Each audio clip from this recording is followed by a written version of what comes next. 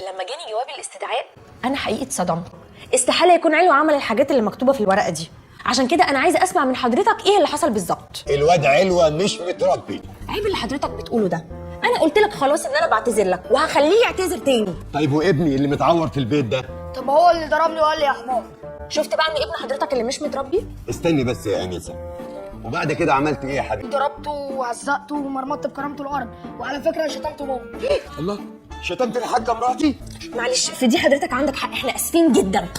المهم ان انتوا تعرفوا ازاي تربوا ولادكم. انا سكتلك من الصبح على فكره. هي دي مدرسه اصلا؟ دي غرزه. انا ما لقيتش ولا طالب قاعد في الفصل بتاعه، كلهم قاعدين يلعبوا تحت.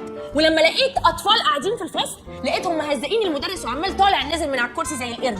انا عايزه الورق بتاع علوه اسحبه من المدرسه الزفت. في 60 سلامه.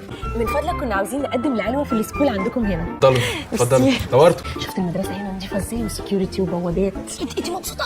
هزوق ازاي انا دلوقتي؟ دي مدرسه زباله. شات اب، انت متربي ما تقولش كده.